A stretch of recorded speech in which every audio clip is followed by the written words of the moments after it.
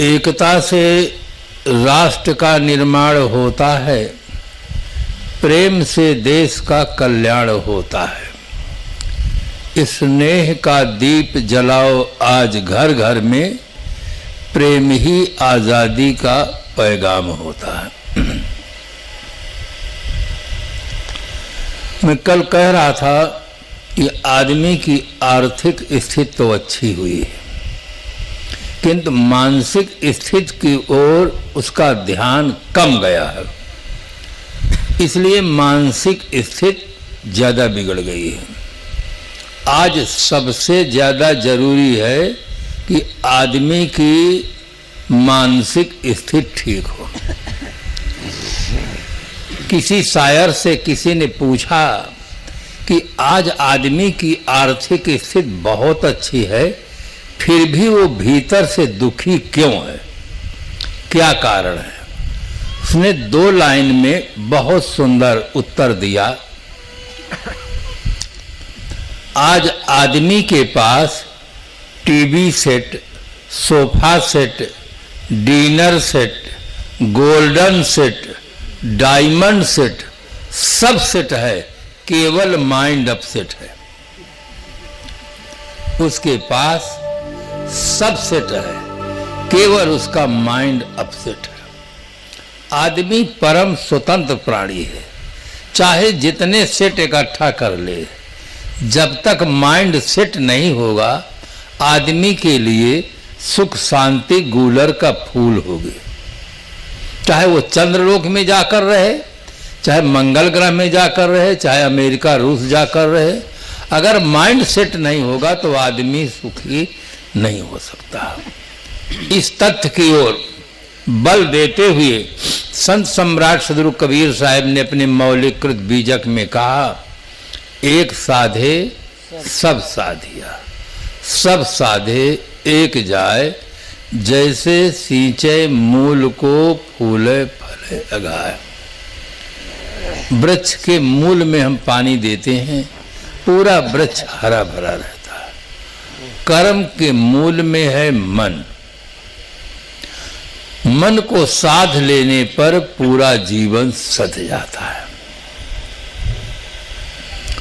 इस तथ्य की ओर स्पष्टीकरण करते हुए संत सम्राट सदगुरु कबीर साहब ने अपने मौलिकृत बीजक में इतना सुंदर, इतना सरल, इतना सही उदाहरण प्रस्तुत किया है कि हर आदमी आसानी से समझ सकता है। उसके लिए साहब जी ने कहा, जो रहे करवा सो निकरे टोटी। कितना छोटा सा सूत्र है। करवा एक लोटा होता है, टोटी वाला लोटा होता है। आप उसमें पानी भर देंगे तो टोटी से पानी निकलता है। अगर आप उसमें दूध भर देते हैं तो टोटी से दूध निकलता है, और उसमें घी भर देंगे तो टोटी से घी निकलेगा। तात्पर्य यह है, जो करवा में होता है वही टोटी से निकलता है। करवा क्या है? आदमी का मस्तिष्क ये करवा है और इंद्रियां टोटी हैं।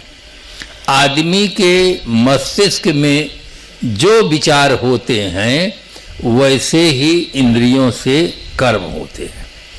यदि हम अपने कर्म जगत में परिवर्तन चाहते हैं तो सबसे पहले अपने मस्तिष्क में परिवर्तन करें। जब तक मस्तिष्क में परिवर्तन नहीं होगा तब तक कर्म में परिवर्तन नहीं होता। मस्तिष्क मूल है। इस तथ्य को समझने के लिए एक सरल उदाहरण दूं, जिससे माताओं को भी, बहनों को भी बात आसानी से समझ में आ जाए। अकबर बादशाह और बीरबल दोनों प्रातःकाल घूमने निकले थे। प्रातःकाल की हवा अनेक रोगों की दवा, स्वास्थ्य की आवश्यकता, राजा, रंक, फकीर सबको एक समान होती है। इसीलिए कहा जाता है, हेल्थ इज वेल्थ, तंदुरुस्ती 1000 नियामत है। स्वास्थ्य अच्छा रहता है तो आदमी भौतिक विकास करता है, आध्यात्मिक विकास करता है। इसलिए स्वास्थ्य की आवश्यकता सभी नर नारी को एक समान होती है। घूमने निकले थे, बीरबल सदैव हंसमुख प्रसन्न चित रहते थे। बादशाह के मन में एक ईर्ष्या की आग लगी कि ये मेरा नौकर है, जब देखो तो हंसता रहता है, मुस्कुराता रहता है। मैं बादशाह होकर के इतना हंस नहीं पा रहा हूँ, इतना मुस्कुरा नहीं पा रहा हूँ। चलो कुछ ऐसा प्रयोग करें जिससे बीरबल के मन में क्रोध उत्पन्न हो, तब देखें बीरबल का चेहरा कैसा होता है। जब देखो तो हंसता रहता है, मुस्कुराता रहता है, क्रोध हो जाने पर इसका चेहरा कैसा होता है। संसार में दो दृष्टि है, एक कैमरे की दृष्टि है, एक एक्सरे की दृष्टि है। किसी व्यक्ति का आप फोटो लें, रंगीन कैमरा हो, व्यक्ति मुस्कुराता हो तो बहुत सुंदर फोटो आता है। उसी व्यक्ति का फोटो आप एक्सरे मशीन से लीजिए, फिर देखिए वो कितना सुंदर दिखता है। एक्सरे मशीन की दृष्टि इतनी सूक्ष्म होती है कि त्वचा और मांस को पार कर जाती है, शरीर की वास्तविकता को बताती है कि शरीर है क्या। शरीर केवल हड्डियों का जोड़ है। कभी कभी आप अस्थिपिंजर देखे होंगे अस्पतालों में, सब पूरा शरीर हड्डियों का जोड़ है और कुछ नहीं है। इसके ऊपर मांस और चाम लग जाता है तो ये देखने में बहुत सुंदर लगता है। बादशाह के मन में होता है जो कोतूहल हुआ, बीरबल को कुछ पता नहीं है। बीरबल पीछे चल रहे हैं, बादशाह आगे। चलते चलते बादशाह को आगे चलकर एक ऐसी चीज दिखाई दी जिसे बिना ठीक से सोचे वे प्रयोग कर बैठे। बादशाह ने कहा बीरबल, उसने कहा जी हुजूर। कहे तुम्हारे मुंह में बिष्टा। बीरबल तो हाजिर जवाब तुरंत उत्तर दिए कि सरकार के मुंह में घी और शक्कर। कहे क्यों बीरबल, मैंने तुम्हारे लिए इतनी अभद्र बात कह दी कि तुम्हारे मुंह में बिष्टा और तुम्हें क्रोध नहीं आया। कहे हुजूर क्रोध का कोई कारण नहीं है। कहे क्यों?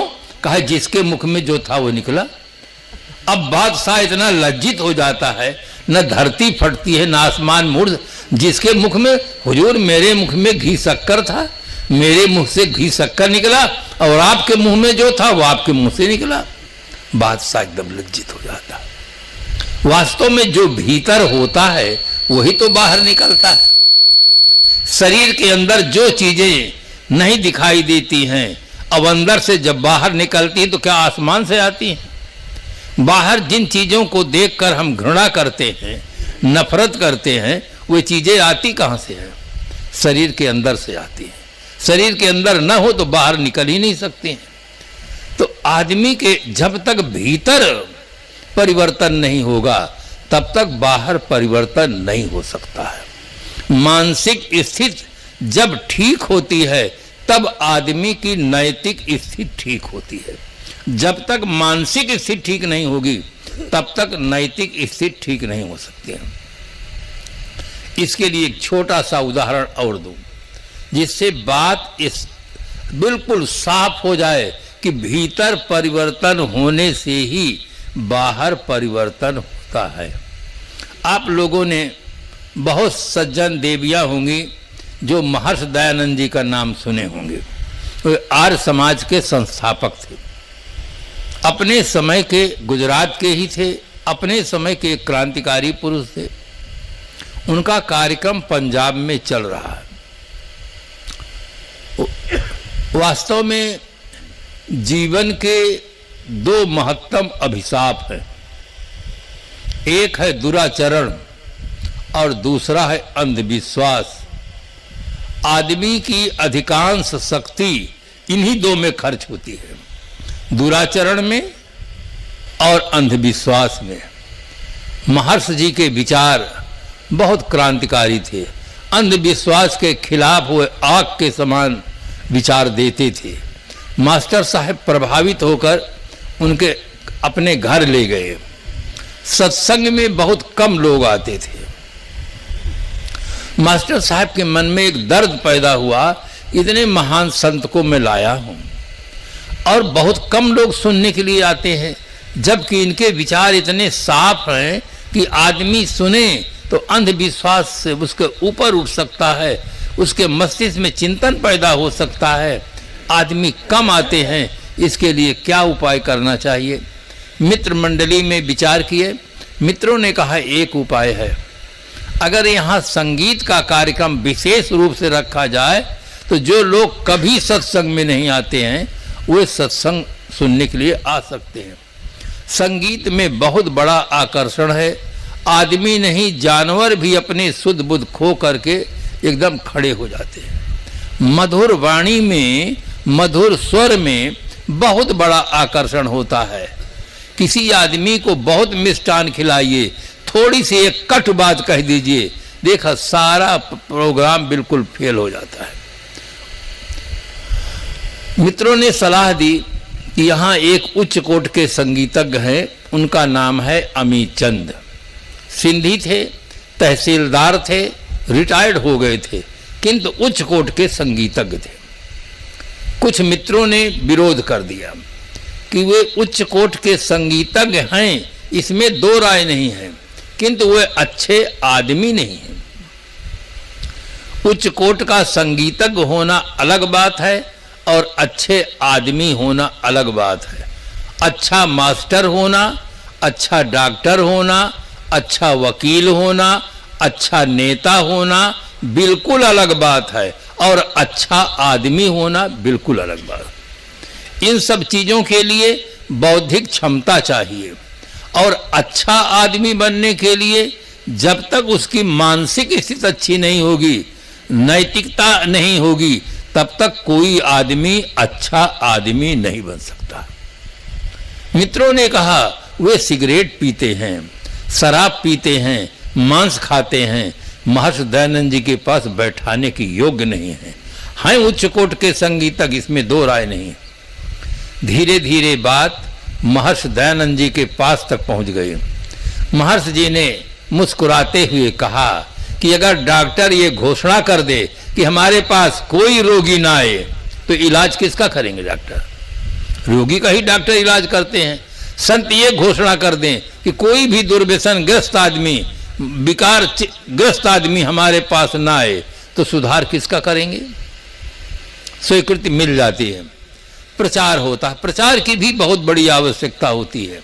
आपके घर में उत्तम से उत्तम माल हो, आप किसी से न बताएं, न कोई जाने, तो आपका माल आपके पास ही रहेगा, बाहर नहीं जाएगा। प्रचार की आवश्यकता होती है। प्रचार किए, कार्यक्रम के पहले ही सभा स्थल खचाखच भर जाता है। कार्यक्रम के आयोजक मास्टर साहब बहुत खुश होते हैं कि मित्रों की सलाह कारगर है। महर्षि दयानंद जी आते हैं, अमित चंद जी आते हैं, उनका अभिनंदन होता है। कार्यक्रम शुरू होता है। संगीत का कार्यक्रम जैसे शुरू हुआ, शुरुआत से ही लोगों के मन में उत्साह भर गया और उनके संगीत को सुनकर सभा में जितने लोग थे सब बहुत प्रभावित हुए। सब गदगद होकर कहने लगे वाह वाह वाह वाह, बहुत तारीफ करने लगे। महर्षि दयानंद जी के मन में भी बहुत गहरा प्रभाव पड़ा कि सचमुच ये उच्च कोट के संगीतज्ञ हैं। उनकी प्रशंसा में महर्षि दयानंद जी ने कहा, अमित चंद जी आप हो तो हीरे परंतु कीचड़ में फंस गए हो। अब समझदार आदमी के लिए एक शब्द पर्याप्त होता है। समझ गए कि मेरी जो कला है उसका मूल्यांकन हीरा से किया गया है। हीरा बहुत मूल्यवान होता है, किंतु जब कीचड़ में फंस जाता है तो उसका मूल गिर जाता है। उनके भीतर एक चिंतन पैदा हो गया, इतना गहरा चिंतन पैदा हुआ कि मेरी कला का मूल्यांकन महर्षि जी ने हीरा से किया है। समझ गए कि मेरे जीवन में कीचड़ क्या है। जो मैं सिगरेट पीता हूँ, शराब पीता हूँ, मांस खाता हूँ, यही कीचड़ है।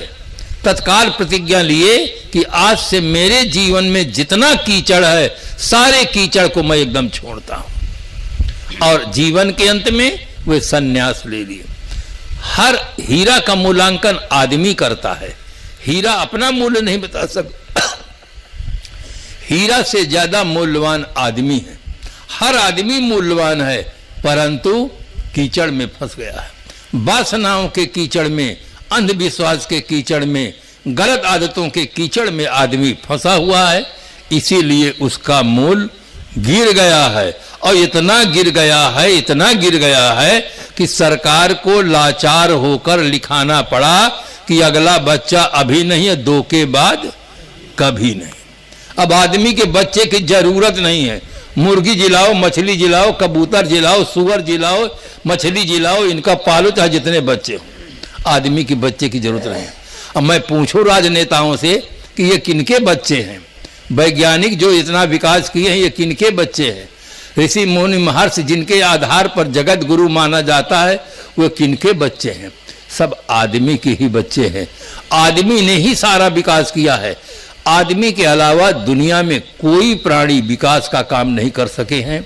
जितना विकास हुआ है, उस विकास का सारा श्रेय केवल आदमी को प्राप्त है।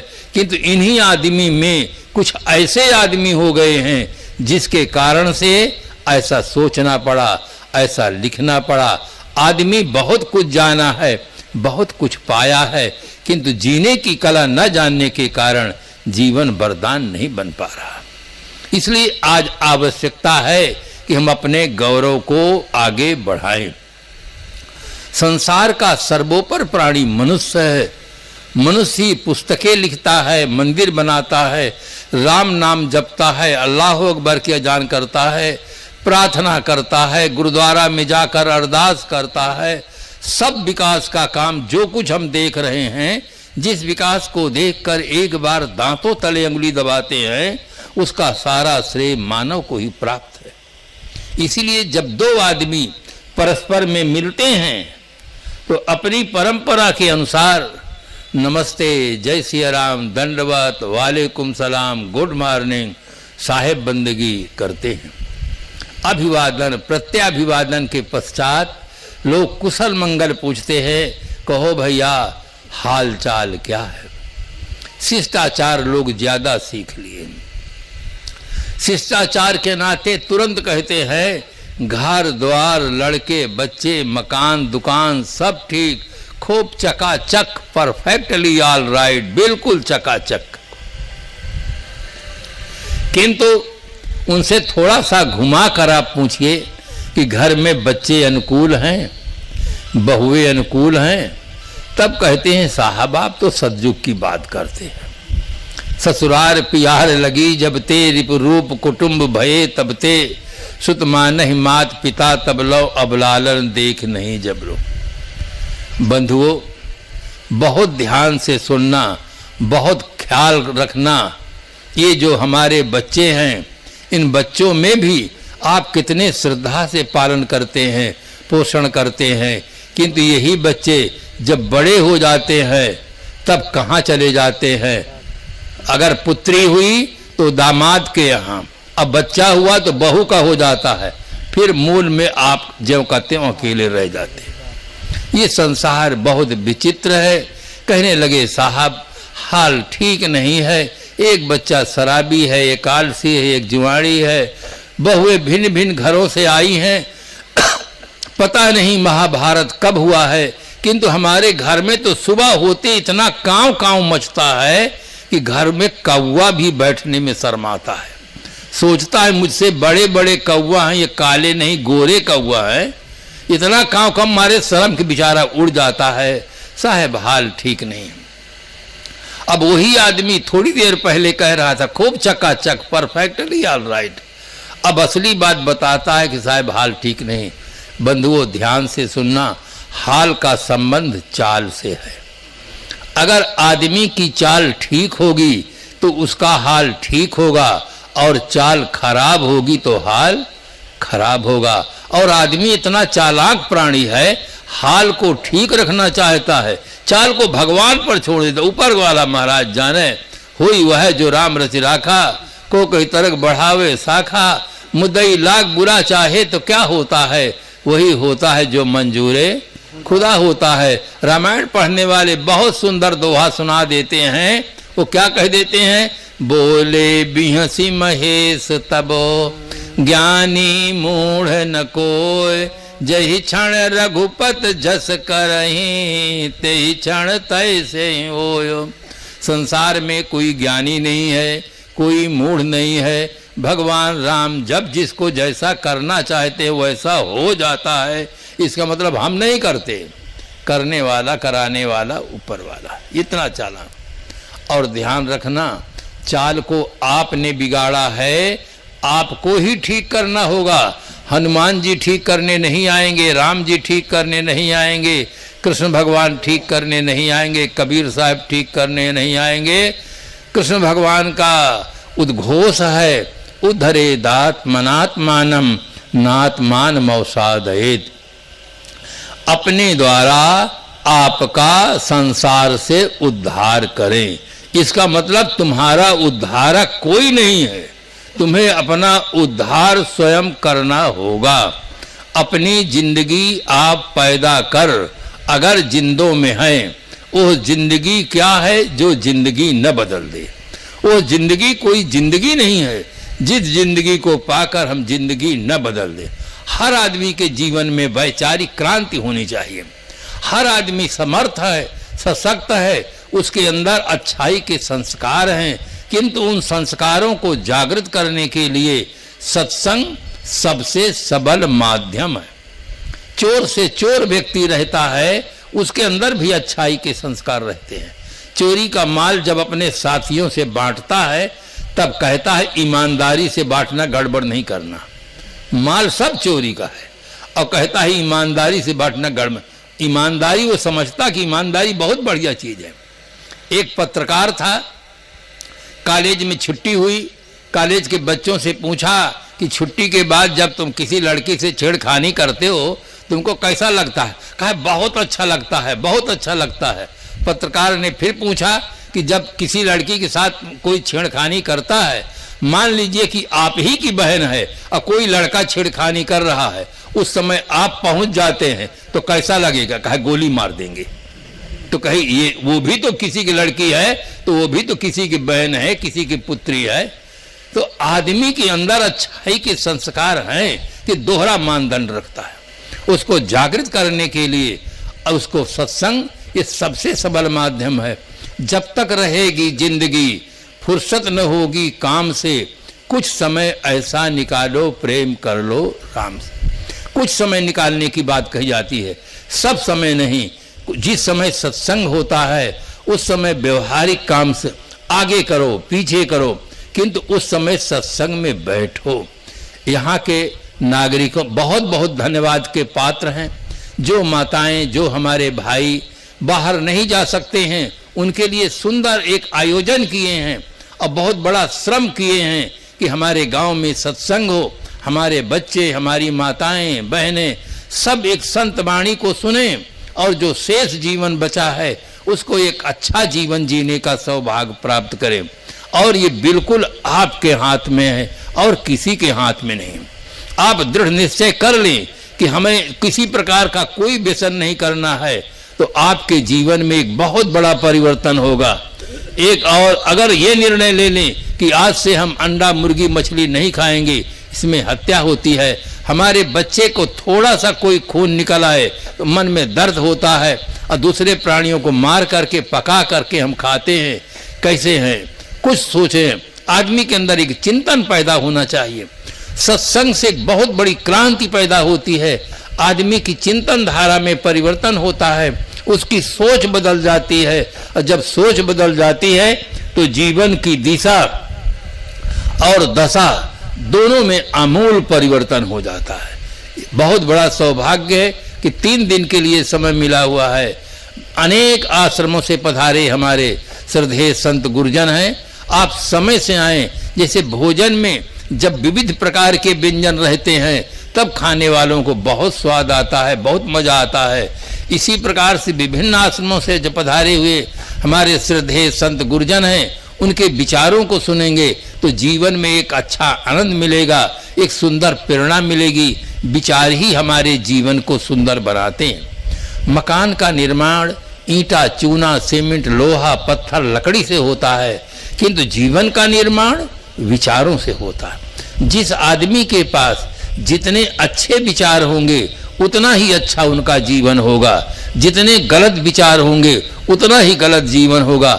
हमारे जीवन को गलत बनाने वाला और कोई नहीं है, हम स्वयं हैं। हमारे गलत विचार हमारे जीवन में गलत कर्मों को देते हैं और वो गलत कर्म हमें दुख देते हैं। दुख कोई चाहता नहीं। यहाँ नेकी बदी दो रास्ते हैं, गौर से सुन लो। तुम्हें चलना है जिस मार्ग से अपना रास्ता चुन लो, मगर चलने से पहले सोच लो अंजाम क्या होगा। भलाई कर भला होगा, बुराई कर बुरा होगा। आज एक क्रांति की आवश्यकता है। घर घर में वैचारिक क्रांति हो, युवा वर्ग उसमें आगे आए। जो दरवाजे पर का भ्रष्टाचार है, ये भ्रष्टाचार बंद होना चाहिए। लोग कहते हैं ये शिष्टाचार। शिष्टाचार का अर्थ क्या होता है? शिष्ट धन आचार बराबर शिष्टाचार। शिष्ट कहते हैं सभ्य को, आचार कहते हैं आचरण को। सभ्य पुरुषों के आचरण को शिष्टाचार कहा जाता है। और दरवाजे पर कोई आ गया, उसको जहर दिए, तंबाकू, बीड़ी, सिगरेट, गांजा, भांग, शराब, ये दरवाजे पर का भ्रष्टाचार है। बिल्कुल बंद होना चाहिए। हर आदमी व्यसन मुक्त रहे, शाकाहारी रहे, माता पिता बड़ों का आदर करना सीखे। हर बहू के अंदर विनम्रता हो। सास एक माँ के समान है, श्रद्धा से उनकी सेवा करें।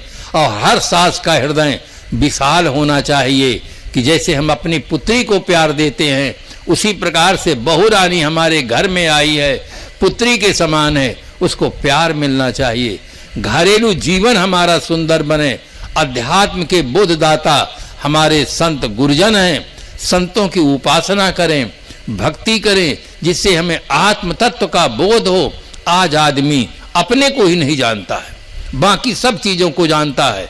सूर्य को, चंद्रमा को, नक्षत्र को, तारागण को, वायुमंडल को, इतिहास जानता, भूगोल जानता, विज्ञान जानता है, किंतु अपने आप को नहीं जानता है। ये दीपक तले अंधेरा है। मैं एक कॉलेज में था, सामने बैठे हुए थे व्यक्ति। मैंने उनसे पूछा आप कौन हैं? उन्होंने कहा मैं मास्टर हूँ। मैंने कहा पढ़ने के बाद आप मास्टर हुए हैं, पढ़ने के पहले आप थे कि नहीं? कहा था। मैंने कहा वही बताइए मूल। मैं आपका पद नहीं पूछा हूँ, आपको पूछा हूँ। तब उन्होंने कहा नाम बता दो। मैंने कहा मैं नाम आपका पूछता ही नहीं हूँ। आप नाम नहीं पूछता हूँ, आपको पूछता हूँ। अच्छा ये बताइए आप पहले हैं कि नाम पहले हैं? उन्होंने कहा मैं पहले हूँ। मैंने कहा वही बताइए, मैं आपका नाम नहीं पूछता। थोड़ी देर के बाद कहा मैं ब्राह्मण हूँ। मैंने कहा मैं आपकी जाति नहीं पूछता हूँ कि ब्राह्मण है कि मुसलमान है कि ठाकुर है, मैं आपकी जाति नहीं पूछा हूँ, आपको पूछता हूँ। तब उन्होंने थोड़ी देर मौन रह करके कहा कि आप नाम नहीं पूछते, जाति नहीं पूछते, पद नहीं पूछते, आज तक हम सबको यही बताते रहे, अब आप तीनों को नहीं मानते तो हमें तो कुछ पता नहीं कि हम क्या चीज़ है। ये उनका उत्तर है जो अपने को मास्टर कहे थे।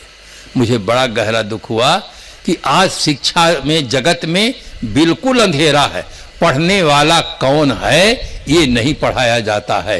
वो कौन है जिसको शिक्षा की जरूरत है, वो कौन है जिसको मकान की जरूरत है, वो कौन है जिसको कपड़े की जरूरत है, वो कौन है जिसको भोजन की जरूरत है। अगर वो न रह जाए तो न मकान चाहिए, न भोजन चाहिए, न कपड़ा चाहिए, न शिक्षा चाहिए।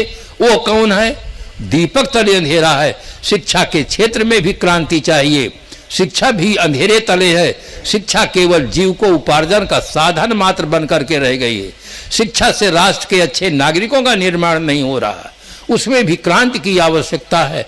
आज हर जगह पर वैचारिक क्रांति की आवश्यकता है, जिससे हमारा जीवन पवित्र बने, हम राष्ट्र के एक अच्छे नागरिक बन सके, परिवार के एक अच्छे सदस्य बन सके, अच्छा जीवन जीने का हमें सौभाग्य प्राप्त हो।